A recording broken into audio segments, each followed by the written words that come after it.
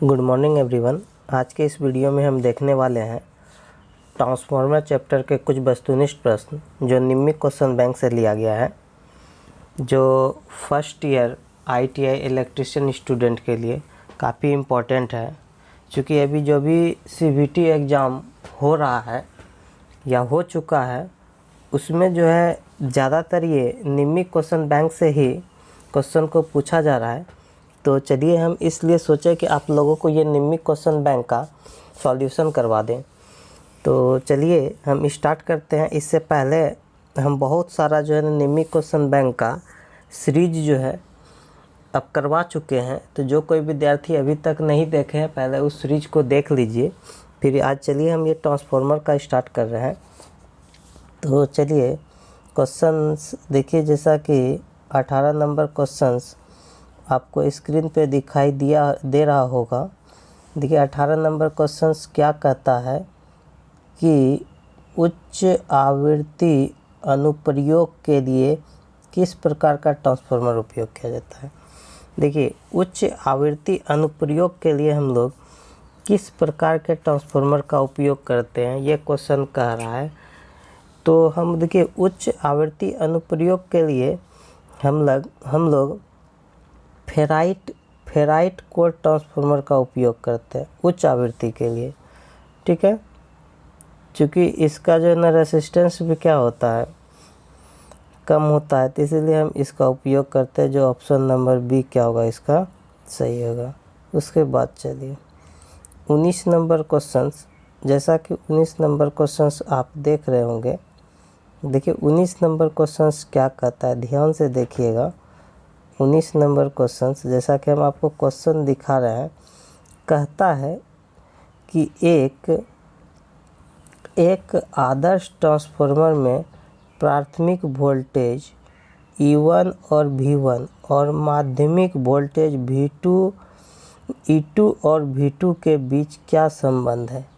देखिए ये आदर्श ट्रांसफार्मर है, ध्यान दीजिएगा। आदर्श ट्रांसफार्मर में किसी प्रकार का लॉसेस नहीं होता है, यानी आप जितना इनपुट दीजिएगा उतना आपको क्या होगा, आउटपुट भी प्राप्त होगा। उसी ट्रांसफार्मर की बात की जा रही है।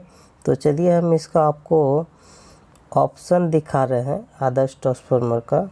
देखिए ये ऑप्शन, ये फिगर हो गया इसका, जैसा कि दिख रहा होगा। तो देखिए आप ध्यान दीजिएगा, तो एक आदर्श ट्रांसफार्मर का क्या लक्षण होता है कि उसमें जितना हम E1 देंगे वही उतना ही V1 भी हमको प्राप्त होगा। यानी आदर्श में कोई लॉस नहीं होगा। तो E1 = V1 और E2 = V2। इसका ऑप्शन क्या होगा, BA होगा, ठीक है। आदर्श तो में जब लॉस होगा ही नहीं, तो आप जितना उसमें इनपुट दीजिएगा उतना ही आपको क्या होगा, आउटपुट भी प्राप्त होगा। कहीं कोई प्रॉब्लम है? तो चलिए उसके बाद नेक्स्ट चलते हैं। नेक्स्ट चल रहे हैं, उसके बाद चलिएगा नेक्स्ट नंबर क्वेश्चंस। नेक्स्ट देखिए क्या कह रहा है, नेक्स्ट नंबर क्वेश्चंस। नेक्स्ट चलिए उसके बाद ये नेक्स्ट, इसको आप लोग देख लिए, ये होगा इसका ऑप्शन 19 का। उसके बाद चलिए 20 नंबर क्वेश्चंस। देखिए 20 नंबर क्वेश्चंस में क्या कह रहा है, ध्यानपूर्वक देखेंगे क्वेश्चंस को। देखिए 20 नंबर क्वेश्चंस यही है। 20 नंबर क्वेश्चंस में जैसा कि देख रहे हैं, 20 नंबर क्वेश्चन कह रहा है कि ट्रांसफार्मर में कंजर्वेटर का कार्य क्या है। देखिए एक ट्रांसफार्मर में कंजर्वेटर का कार्य पूछ रहा है। अब देखिए ये कंजर्वेटर आपका कहाँ लगा रहता है, पहले आप उसको देख लीजिए। जैसे कि ऐसे ट्रांसफार्मर आप देखिएगा, ट्रांसफार्मर के ऊपर में जब आप देखेंगे इस तरह का जो होगा, यही कंजर्वेटर है। ट्रांसफार्मर के ऊपर ये ट्रांसफार्मर है, यानी मेन टैंक है, इसके ऊपर में ये हो गया मेरा कंजर्वेटर। यही मेरा क्या है, कंजर्वेटर है, कंजर्वेटर है। तो ये इसी कंजर्वेटर का कार्य पूछ रहा है। तो चलिए हम इस कंजर्वेटर का आपको कार्य दिखा रहे हैं। अब ध्यान दीजिएगा क्या कहता है कंजर्वेटर। देखिए कंजर्वेटर आपको क्या कह रहा है, ये क्या करेगा, ये करेगा लोड क्या करता है, जब लोड भिन्नता के कारण तेल स्तर के विस्तार का अनुमतित देता है। यानी देखिए, मान लीजिए जब आपका लोड बढ़ेगा, ध्यान से सुन लीजिएगा कंजर्वेटर में, जैसे मान लीजिए आपका लोड बढ़ेगा तो ऑटोमेटिक है कि इसमें क्या होगा, तेल का एक्सपेंशन होगा, यानी विस्तार होगा। तो विस्तार होगा तो ये मेन टैंक से अब तेल क्या होगा, फैल करके इसका जो है ना ये कंजर्वेटर में आएगा। अब फिर मान लीजिए लोड घटेगा तो यहाँ से क्या होगा, ये इसका मतलब इसका क्या होगा, विस्तार नहीं होगा, अब घट करके इसका जो है ना लेयर ये मेन टैंक में आएगा, है ना। यानी एक्सपेंशन, यानी जब कभी भी विस्तार होना तो वो जब भी, तो अगर अगर ये कंजर्वेटर हम नहीं बनाएंगे तो अगर मान लीजिए तेल का यदि फैलाव होगा तो वो मेन टैंक से कहाँ जाएगा, तो हमारा मेन टैंक फट जाएगा। इसलिए जो ना अगर तेल का विस्तार होगा तो कोई एक दूसरे जगह पे तो उसको एडजस्ट करेगा जब विस्तार हो जाएगा, तो इससे बाहर होने के लिए तो वो ही क्या करता है यहाँ, इसीलिए हम कंजर्वेटर रखते हैं, नहीं तो मेरा मेन टैंक फट जाएगा, ठीक है ना। अगर एक्सपेंशन हो रहा है या विस्तार हो रहा है या सिकुड़न हो रहा है तो उस केस में जो है ना ये क्या करता है, कंजर्वेटर उस तेल को संचित करके रखता है। ओके, और जब ये कमी हो जाता है तो फिर मेन टैंक को दे भी देता है, दोनों काम करता है, तो इसका डी होगा। चलिए उसके बाद आप चलिए 21 नंबर क्वेश्चन देखिए। 21 नंबर क्वेश्चन क्या कर रहा है, 21 नंबर जैसा कि आप स्क्रीन पे देख रहे होंगे, 21 नंबर क्वेश्चन कहता है शॉर्ट सर्किट टेस्ट द्वारा ट्रांसफार्मर के किस हानि का निर्धारण किया जाता है। देखिए, ट्रांसफार्मर में दो प्रकार का टेस्ट करते हैं, एक शॉर्ट एससीटी मतलब शॉर्ट सर्किट टेस्ट, दूसरा होता है ओसीटी ओपन सर्किट टेस्ट। तो शॉर्ट सर्किट टेस्ट में हम लोग ताम्र हानि ज्ञात करने के लिए, ये हो गया ताम्र हानि ज्ञात करने के लिए, ठीक है।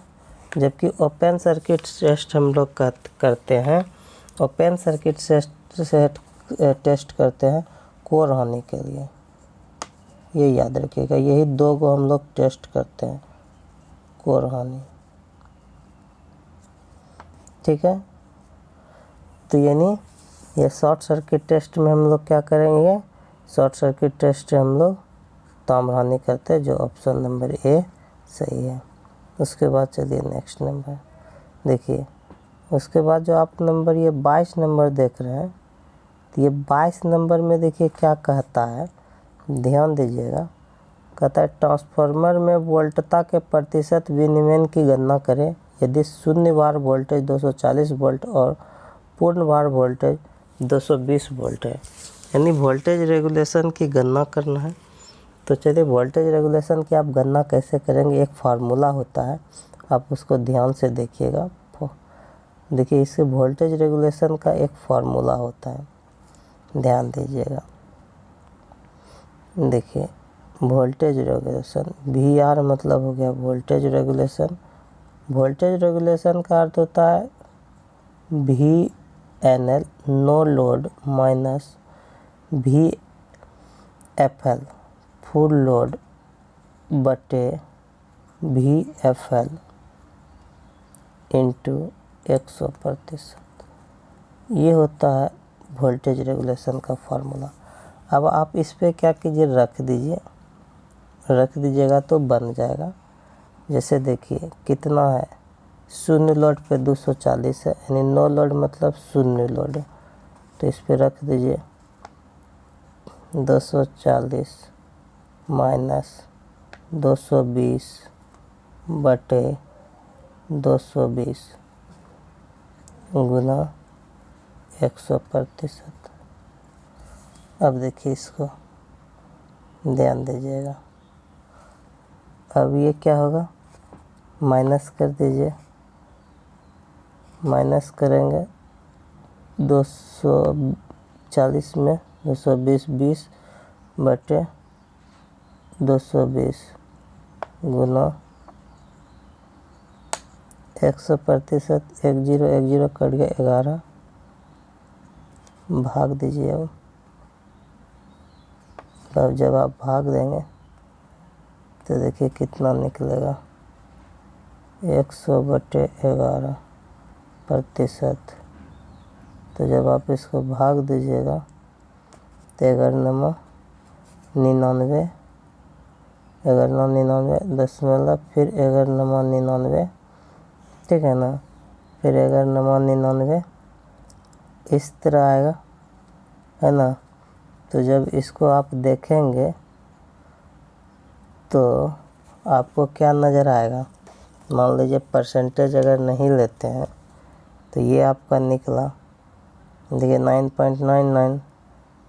तो आप जहाँ पे देख लीजिए 11×99 फिर 99 हो गया, एक खाएगा नहीं, सॉरी 11×99 ये जो है ना खाएगा नहीं, पूरी भाग नहीं लगेगा, तो हम यहाँ क्या देंगे 0।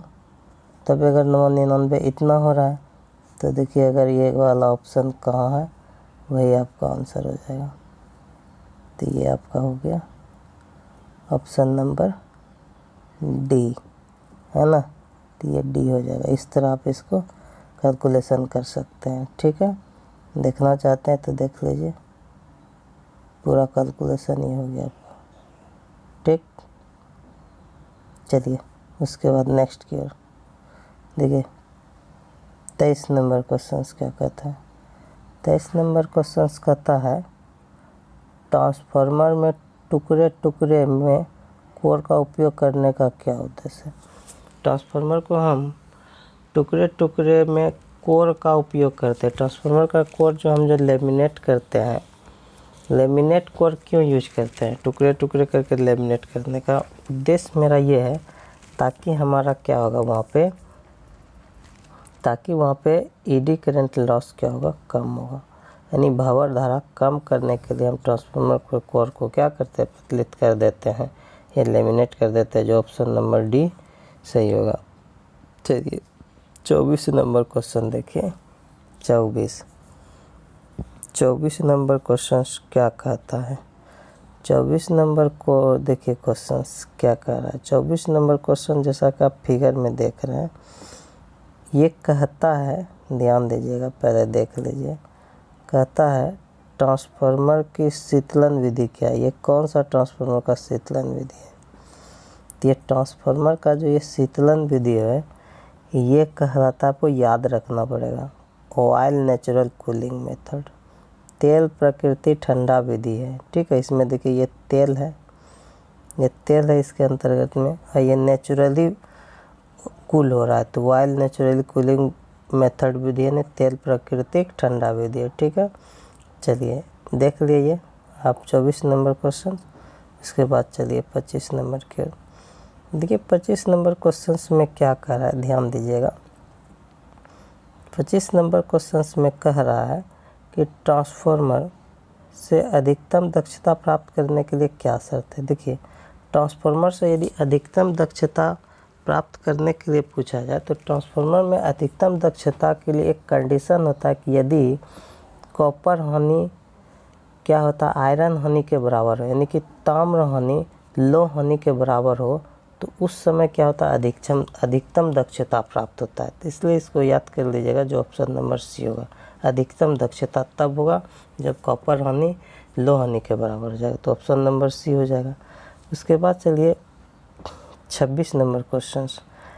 26 नंबर क्वेश्चंस देखिए क्या कहता है, ध्यान दीजिएगा। 26 नंबर क्वेश्चन कहता है ट्रांसफार्मर में बकोल्ज रिले के शीर्ष फ्लोट स्विच का कार्य क्या है। ट्रांसफार्मर में बकोल्ज रिले के शीर्ष फ्लोट स्विच का क्या कार्य है। ये स्विच का काम बोल रहा है, क्या करता है। तो ये हमको क्या करता है कि ये जनरली हम लोग क्या करता है, बकोल्ज में जो है मतलब कि टॉप फ्लोट स्विच होता है बकोल्ज रिले में, ये हमको कहता है अति भार की स्थिति में सक्रिय करे, यानी एक्टिवेट ओवरलोड कंडीशन में ये स्विच काम करता है, जो ऑप्शन नंबर बी सही है। उसके बाद चलिए 27 नंबर क्वेश्चन। 27 नंबर क्वेश्चन देखिए क्या कहता है। 27 नंबर क्वेश्चन में कह रहा है कि वर्तमान ट्रांसफार्मर का कोर कम प्रतिघात और कम कोर हानि कर रहा है। 27 नंबर क्वेश्चन में कह रहा है कि वर्तमान ट्रांसफार्मर का कोर कम प्रतिघात और कम कोर हानि क्यों कर रहा है? तो कम हानि और ऐसा करने का रीज़न क्या है ये पूछ रहा है। तो इसका रीज़न यही है कि हमारा कि ये क्या होता है, पढ़ने में त्रुटि को कम करने के लिए, यानी कि minimum the error in reading में। Why the core of current transformer is having low reactance and low core losses. तो यही मेरा इसका ऑप्शन क्या होगा, इसका क्या होगा, पढ़ने में त्रुटि को कम करने के लिए, जो ऑप्शन नंबर डी क्या है, सही है। ठीक है, इसको देख लीजिए आप, ये इसका ऑप्शन डी होगा। ठीक है, 27। उसके बाद नेक्स्ट चलिएगा 28 नंबर देखिए क्वेश्चन क्या कहता है। 28 नंबर क्वेश्चन देखिए क्या कह रहा है। 28 नंबर क्वेश्चन कह रहा है कि विभव ट्रांसफार्मर में पढ़ने में त्रुटि को कैसे कम किया जाता है। विभव ट्रांसफार्मर में पढ़ने में त्रुटि को कैसे आप कम करेंगे? तो वह विभव ट्रांसफार्मर में पढ़ने को त्रुटि को कम करने के लिए क्या करते हैं कि उसके लिए हमको करना पड़ेगा, अच्छी गुणवत्ता वाली कोर सामग्री प्रदान करना पड़ेगा। अच्छी गुणवत्ता वाली कोर सामग्री क्या होगा, प्रदान करना पड़ेगा, जो इसका ऑप्शन नंबर डी सही है। उसके बाद चलिए 29 नंबर क्वेश्चन देखिए क्या कहता है। 29 नंबर क्वेश्चन ध्यान दीजिएगा। 29 नंबर क्वेश्चन कहता है कि ऑफ लोड टैप बदलने के ऑपरेशन से पहले लोड क्यों काट दिया जाता है? ऑफ लोड टैप बदलने के ऑपरेशन से पहले लोड क्यों काट दिया जाता है? तो लोड काट देने का क्या रीज़न है? तो इसलिए काट देते हैं ताकि संपर्क बिंदुओं पर भारी स्पार्किंग से बचाने के लिए। ऑफ लोड टैप बदलने के ऑपरेशन से पहले लोड क्यों काट देता है? लोड काट देने का यही है कि वहाँ भारी स्पार्किंग से हमको क्या करे, बचा सके, जो ऑप्शन नंबर सी सही है। और आज के सीरीज़ का ये लास्ट क्वेश्चन है। देखिएगा, आज के सीरीज़ का ये लास्ट क्वेश्चन क्या कहता है कि पावर ट्रांसफार्मर में कहता है कि पावर ट्रांसफार्मर भाग का नाम क्या? ये इस भाग का नाम, पावर ट्रांसफार्मर में ये भाग को यूज किया जाता है। तो देखिए, इस भाग का नाम है मेरा बकोल्ज रिले। इस भाग का क्या नाम है? बकोल्ज रिले, जो ये ऑप्शन नंबर आप लास्ट में देख रहे हैं। बकोल्ज रिले क्या करता है, इंटरनल शॉर्ट सर्किट से आपको बचाता है और हमको अलार्म भी देता है कहीं फॉल्ट आता है तो ये क्या होगा, इसका ऑप्शन नंबर डी सही होगा। ठीक है, तो चलिए आज के सीरीज को हम लोग यहीं पे समाप्त करते हैं और मिलेंगे हम लोग ट्रांसफार्मर के नेक्स्ट 331 सवाल के साथ।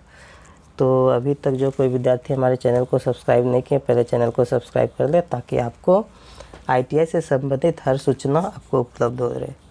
चलिए।